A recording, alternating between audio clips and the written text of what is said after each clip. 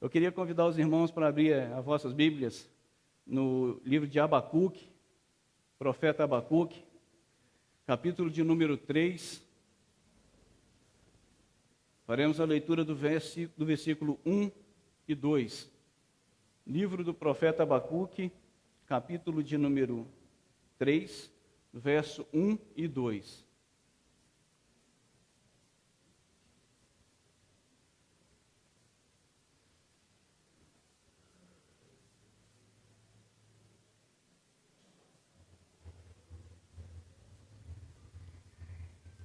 Todos acharam? Amém? Quem não achou, misericórdia? Opa, ouviu misericórdia. Meio acanhado, mas tinha misericórdia. Abacuque, capítulo 3, verso 1 e 2. Diz assim: oração do profeta Abacuque sob a forma de canto. Tenho ouvido, ó Senhor, as tuas declarações, e me sinto alarmado. Aviva a tua obra, ó Senhor, no decorrer dos anos, e no decurso dos anos, faze-a conhecida. Na tua ira, lembra-te da misericórdia. Vamos orar? Pai eterno, Deus querido, mais uma vez diante da tua presença, ó Pai, nos colocamos. O Senhor sabe, o Senhor me conhece, e o Senhor sabe como que se encontra o meu coração nesse momento, ó Deus, com a responsabilidade de trazer a tua palavra. Ó Deus, que o meu eu venha cair por terra e que o teu Espírito, ó Pai, venha fluir em minha vida. Que eu diminua, Senhor, e que o Senhor cresça a cada dia, Pai. Que tudo que for falado aqui, Senhor, venha do teu coração para os nossos corações, ó Deus. Que tudo que for falado, ó Pai, seja aquilo, Senhor, ó Pai, que o Senhor quer falar. Fala comigo e com a tua igreja, ó Deus. Nós oramos em nome de Jesus. Amém. Irmãos, Abacuque, ele profetizou no ano de 610 a 585 no Reino do Sul. Viveu durante um dos períodos mais críticos de Judá. Seu país havia caído de um auge das reformas de Josias, ou seja, um rei bom, um rei a qual estava estruturando o país, agora muda-se e vai agora para as profundezas de um tratamento violento, um tratamento idólatra e pecaminoso de seus líderes religiosos e líderes políticos. Judá viu a queda e o exílio de seu irmão do norte, Israel. Havia pouco mais de um século. O próprio Judá, contudo, não havia aprendido que as suas repentidas violações da aliança lhe custariam muito caro. Todas as vezes que Judá violava a aliança, ele não parava para pensar que um dia isso lhe custaria muito caro, isso custaria uma punição.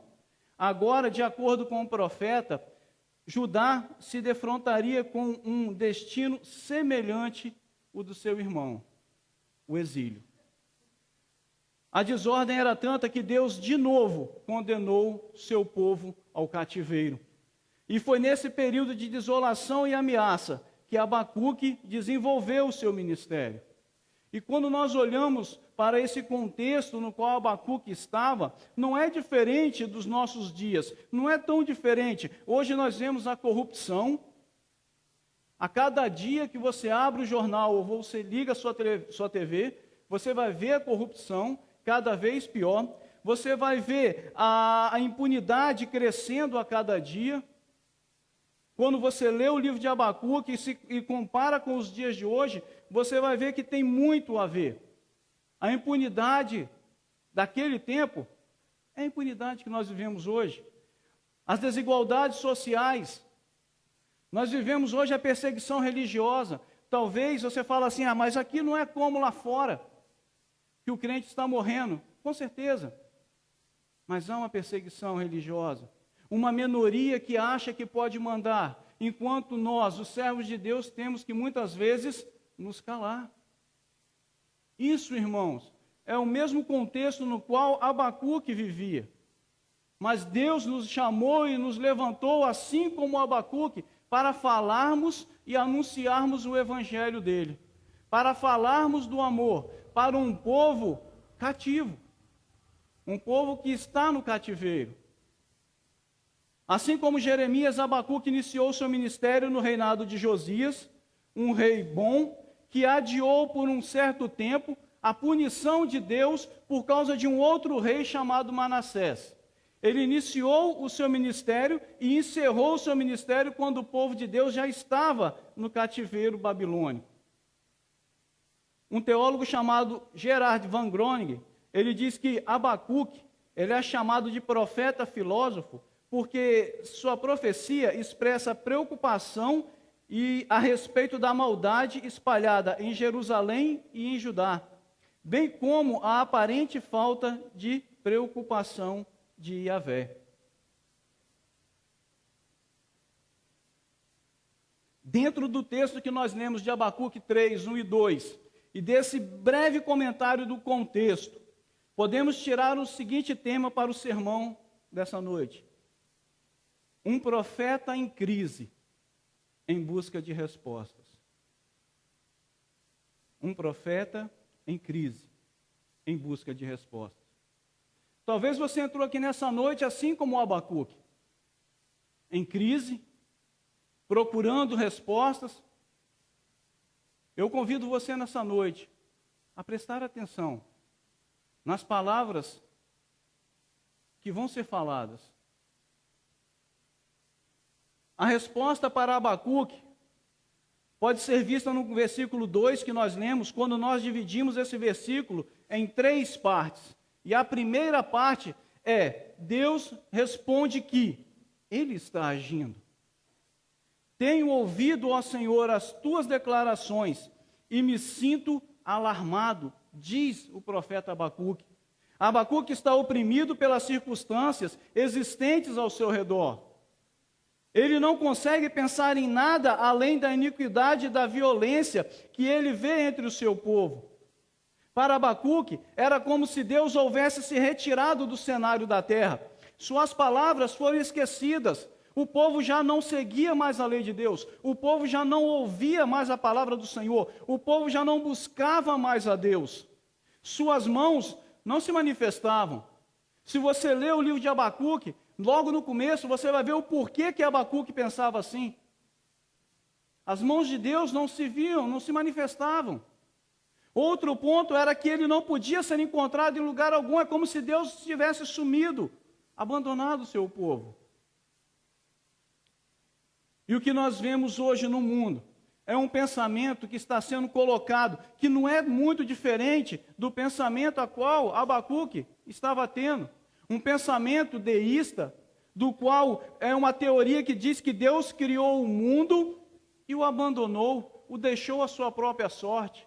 Ou aquele pensamento que diz que Deus ele se encontra no mundo, porém ele não exerce influência alguma sobre ele. O pensamento grego do Olimpo, aonde os deuses olhavam para a terra e viam os homens se degladiando e brincavam com os homens, ou não interferiam. Esse é o pensamento que está sendo colocado de um Deus omisso, de um Deus que não tem responsabilidade com o seu povo. Mas nós sabemos que isso é uma mentira do diabo. O nosso Deus, Ele fez, Ele governa e Ele rege o mundo.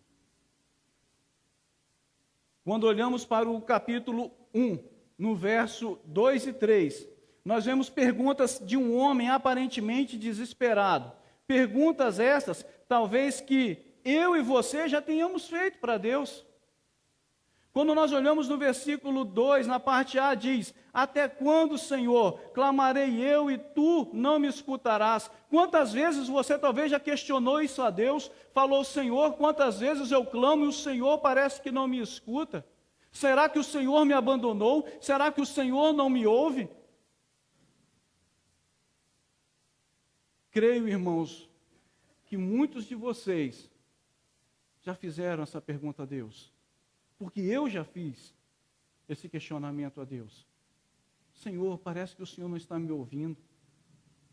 Na parte B do versículo ele diz: gritar-te-ei violência e não me salvarás. Ou seja, eu estou passando por dificuldades, estou à beira da morte, o Senhor não vem me salvar. Isso era a indagação de um profeta, de um servo do Senhor. Talvez você entrou aqui nessa noite com esses mesmos pensamentos, ou talvez você esteja igual ao versículo 3, por que me revelas todo este mal? Ou seja, por que o Senhor deixa eu ver tudo isso? E parece que o Senhor não age, parece que o Senhor não está agindo. E realmente, quando nós olhamos para a situação do nosso país, parece que Deus deixou. Mas nós sabemos que não. Tudo o que está acontecendo está no controle de Deus. Tudo o que está acontecendo está debaixo do poder e da autoridade do Senhor. E Deus responde aos questionamentos de Abacuque, só que ele não responde da forma que o profeta queria ouvir. Assim como muitas vezes Deus nos responde e não era a resposta que eu e você queríamos ouvir. E agora o que fazemos? Quando Deus nos responde de um jeito que não era aquilo que eu queria, não era essa forma que eu queria, não era essa, Senhor, a resposta que eu queria, eu esperava outra coisa. E agora? Eu saio da igreja? Vou procurar outra igreja? Vou procurar outro meio para que Deus venha me dar alguma coisa, responder aquilo de acordo com o que eu quero? Deus responde: eu não estou alheio à sua situação, nem à situação pecaminosa do meu povo. Eu vou punir o povo pecador com uma nação mais pecadora ainda. Você já parou para pensar o que é isso, irmão? Aquele profeta estava questionando a Deus porque ele já não aguentava mais a situação. E Deus olha para aquele profeta e fala: rapaz, eu não estou omisso, eu não estou escondido, eu estou contemplando tudo e já estou agindo. Eu vou punir essa nação com uma nação mais pecaminosa ainda. Era essa a resposta que você talvez queria ouvir? Abacuque, assim como eu e você, começa a questionar os métodos de Deus. Não és tu poderoso para reverter essa situação? Por que o Senhor tem que trazer uma nação pior do que essa? O Senhor não pode reverter sem fazer isso?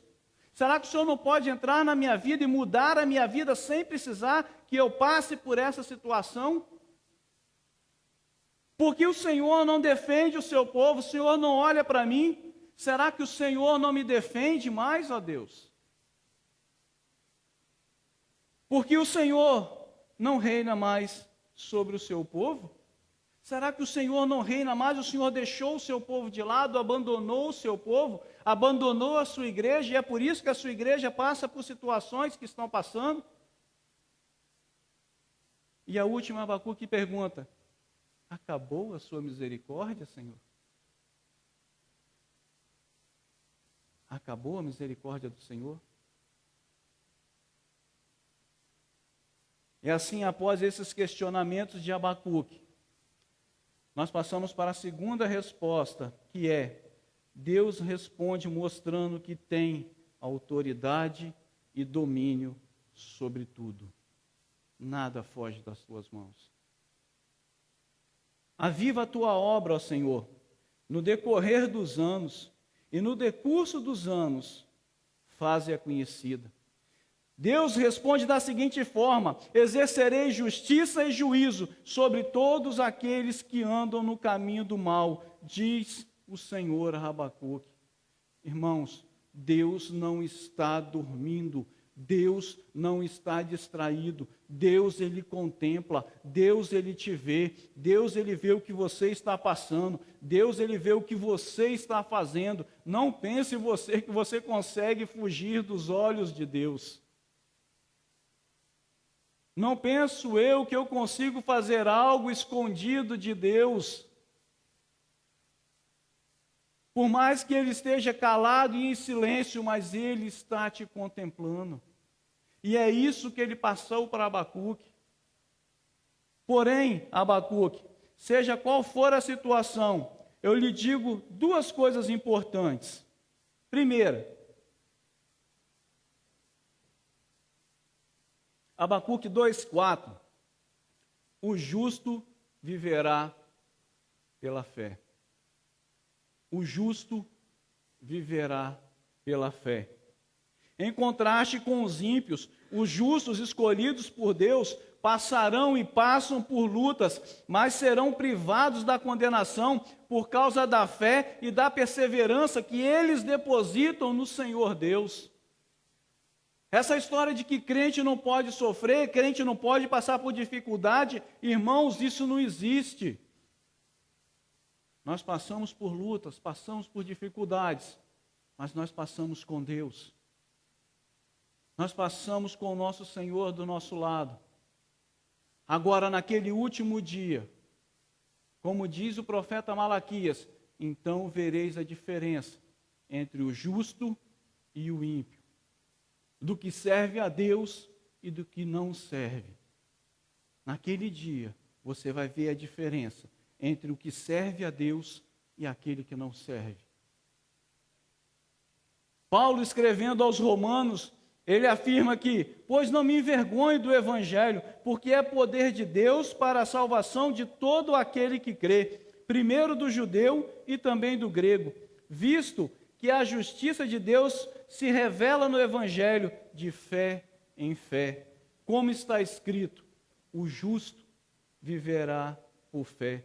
Romanos 1, 16 a 17. Paulo faz uma citação agora de Abacuque, dizendo que o justo vai viver pela sua fé, a sua fé que ele deposita no Deus Todo-Poderoso, a sua fé que ele declara no seu coração. E será que nós estamos vivendo pela nossa fé? Será que a minha fé, ela tem base para sustentar tudo aquilo que eu estou passando? Ou será que a minha fé é como aquela moinha ou aquela palha que o vento vem e leva embora? Será que a minha fé ela está realmente firmada no Deus Todo-Poderoso? Será que a minha fé ela está firmada nas promessas do Senhor? Ou simplesmente a minha fé está firmada nas palavras de homens? Que quando eles me decepcionam, eu me abato, eu procuro outras coisas, outros meios. Como está firmada e aonde está firmada a minha fé? A segunda é que eu ainda estou no controle de todas as coisas. Abacuque 2:20. O Senhor está no seu santo templo. Cale-se toda a terra. Deus tem o controle de tudo. Não compete ao homem julgar ou questionar os métodos de Deus. Não compete a nós, irmãos, julgar a maneira com que Deus vai agir. Por que não compete? Porque somente Deus conhece todas as coisas e esse é um de seus atributos, que é a sua onisciência. Somente Ele pode todas as coisas, que é a sua onipotência, e somente Ele está em todos os lugares, que é a sua onipresença. Não existe outro, não existe diabo, não existe demônio que tenha esses poderes e esses atributos, somente Deus, onipresente, onipotente e onisciente. Esse é o Deus que eu e você servimos. Esse é o Deus que nós declaramos a nossa fé. Esse é o Deus que nós entregamos as nossas vidas a Ele e colocamos as nossas vidas nos pés dEle. Um Deus que pode todas as coisas, um Deus que conhece todas as coisas e um Deus que está em todos os lugares. Quando você está triste, lá no seu quarto, à noite, nas madrugadas, chorando, Ele está ao seu lado. Ele está ali para te consolar. Ele está ali para te ajudar. Ele está ali para segurar nas tuas mãos e dizer: meu filho, eu estou aqui com você. Ao invés de ficarmos questionando as respostas de Deus, deveríamos crer mais nesse Deus que pregamos e que dizemos que nós servimos. Mas não, dentro de nós vem sempre o questionamento em primeiro lugar. Por quê? Porque muitas vezes não é a forma que eu queria que Deus estivesse agindo. Talvez eu estou passando por uma situação e Deus está tratando comigo naquela situação e eu não consigo entender. Por quê? Porque não é isso que eu queria para mim. E Deus está falando, meu filho, eu estou tratando com você. Se eu não tratar com você desse jeito, você não vai crescer na minha presença. Se eu não tratar com você dessa forma, você não vai ter parte comigo.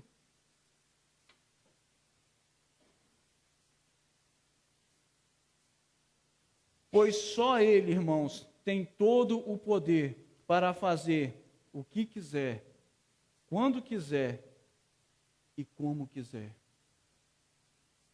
O dia que nós pararmos e confiarmos nesse Deus, um Deus que pode fazer o que quiser, um Deus que pode fazer quando Ele quiser e o que Ele quiser, nós vamos ver Deus trabalhando na nossa vida, muito mais do que Ele já trabalha. Abacuque entende isso e assim nós passamos para a nossa terceira resposta, que é: Deus responde mostrando que era necessário parar de questionar e começar a confiar em Deus. Vamos começar a confiar em Deus? Na tua ira, lembra-te da misericórdia. Ele reconhece e clama a Deus por misericórdia, porque ele sabia que quando Deus age, irmãos, homem nenhum pode suportar. Ele sabia que o Deus é todo-poderoso e quando Deus ele vem com juízo, homem nenhum escapa da sua mão. Homem nenhum consegue escapar da justiça e do juízo de Deus. Ele reconhece a soberania de Deus em Abacuque 3, de 4 a 6, e ele diz: o seu resplendor é como a luz, raios brilham da sua mão, e ali está velado o seu poder. Adiante dele vai a peste, e a pestilência segue os seus passos. Ele para e faz tremer a terra, ele olha e sacode as nações, esmigalham-se os montes primitivos, os outeiros eternos se abalam, os caminhos de Deus são eternos, e existem pessoas que ainda brincam com esse Deus. Um Deus que faz os montes tremerem, um Deus que o seu caminho é eterno, um Deus que por onde ele passa, a pestilência segue, a destruição segue o seu juízo. E infelizmente, dentro da igreja, tem muitos que brincam com esse Deus. Acham que esse Deus é brincadeira. Ele reconhece e confia no livramento divino. Em Abacuque 3:13 ele diz: tu sais para salvamento do teu povo, para salvar o teu ungido. Tu feres o telhado da casa do perverso e lhes descobre todo o fundamento. Deus, ele conhece, irmãos, quem é os seus e quem não são. Deus, ele sabe quem são os justos e quem não são. Deus, ele não precisa entrar no Facebook para saber quem é você, para saber o seu status, para saber tudo sobre você. Ele te formou, foi Ele que te criou, Ele te conhece antes mesmo de você nascer.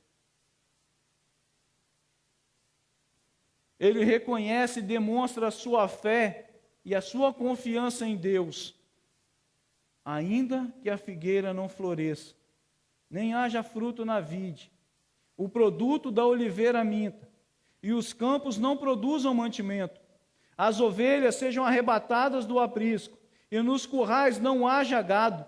Todavia eu me alegro no Senhor, exulto no Deus da minha salvação. Abacuque 3, 17 e 18. Independente da situação, o profeta diz que ele continua confiando no Senhor. E é isso que nós devemos ter, essa confiança no Deus Todo-Poderoso. É essa confiança, irmãos, que vai nos sustentar. É essa fé nesse Deus que vai nos levar rumo à nossa vitória. Que vai nos ajudar a passar pelas situações terríveis que muitas vezes nós passamos. Em meio aos seus dilemas e incertezas, como você e eu muitas vezes passamos, como talvez você entrou aqui nessa noite, com dilemas e com incertezas, Abacuque, ele percebe que confiar e esperar em Deus, e esperar de Deus o socorro, era a melhor coisa a fazer. O teu amigo, o teu irmão, ele pode te ajudar? Pode. Pode. Mas nós devemos sempre crer em Deus e em primeiro lugar. Porque Deus, Ele nunca vai nos decepcionar. Deus nunca vai te decepcionar. O teu amigo pode te decepcionar. A tua amiga pode te decepcionar. O teu parente pode te decepcionar. Mas Deus não. E Abacuque entendeu isso. Em Deus eu posso confiar. Nele eu posso confiar.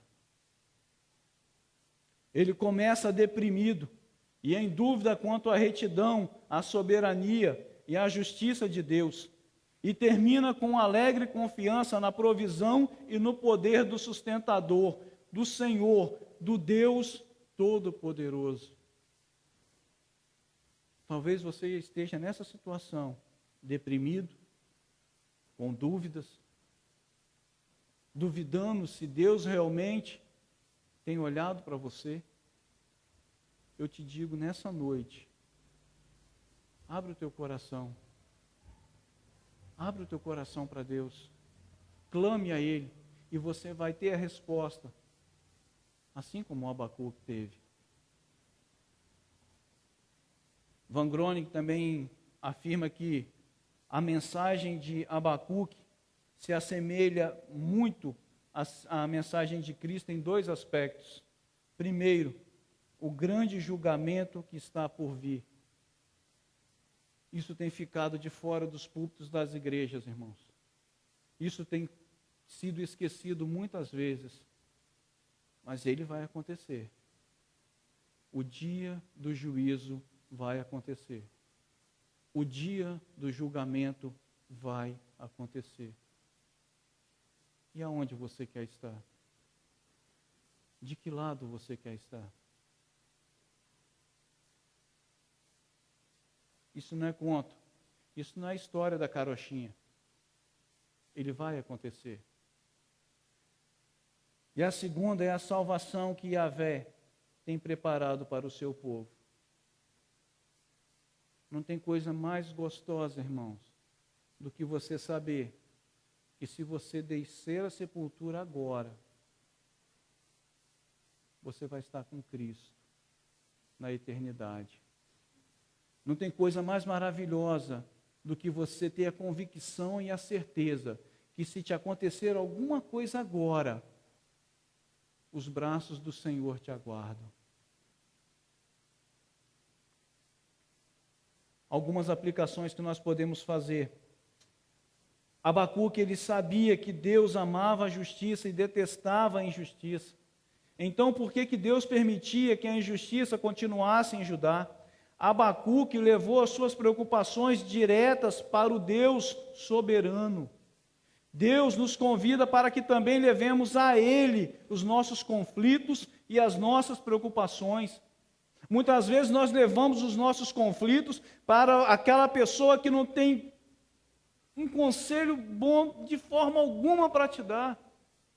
Muitas vezes nós procuramos o nosso irmão, nós procuramos o nosso vizinho, nós procuramos o nosso parente e deixamos Deus por último. Abacuque sabia que Deus não gostava, Deus detestava a injustiça, e ele não foi clamar a um sacerdote, ele não foi clamar a um levita, ele clamou a Deus: Senhor, até quando? E é assim que nós devemos fazer, colocar as nossas dúvidas, os nossos questionamentos, as nossas necessidades na mão de Deus, entregar a Deus os nossos problemas e confiar em Deus. Segundo, Deus sempre responde às nossas orações, algumas imediatamente, as outras levam um certo tempo, mas Ele sempre vai responder a sua oração. Esse negócio de que Deus tarda, mas não falha, isso é mentira. Deus nem tarda e nem falha. Deus, ele responde na hora certa. Deus, ele tem a resposta no momento certo para você. E ele não vai te esquecer. Ele não vai te abandonar. Até hoje eu nunca li dentro da Bíblia que Deus abandonou um servo dele. Em situação nenhuma. Terceiro, a verdadeira vida, ela só é possível num relacionamento de total dependência do Senhor. E essa dependência, irmãos, ela é baseada na fidelidade, não nossa, mas na fidelidade dele. Porque nós somos falhos, mas todavia ele é fiel. A minha vida, ela só é uma vida verdadeiramente vivida quando eu tenho um relacionamento de dependência do meu Senhor. Quando eu coloco a minha vida nas mãos de Deus, quando eu sou totalmente dependente do Senhor e reconheço diante dele essa minha dependência e creio na fidelidade não minha, mas na fidelidade dele, porque ele é fiel. Conclusão. Ainda que os campos não floresçam e a vinde não dê o seu fruto, ainda que os montes se lancem ao mar, ou que a terra trema, devemos confiar no Senhor. Portanto, aconteça o que acontecer, Deus sempre estará no controle da situação, irmãos. Deus nunca vai estar sem o controle da situação. É Ele, e Ele sempre tem o melhor para o seu povo. Talvez não seja o melhor para você naquela hora, mas você vai entender que Deus, ele tem sempre o melhor para nós. Salmo 30, no verso 5 diz: porque não passa um momento a sua ira, o seu favor dura a vida inteira. Ao anoitecer pode vir o choro, mas a alegria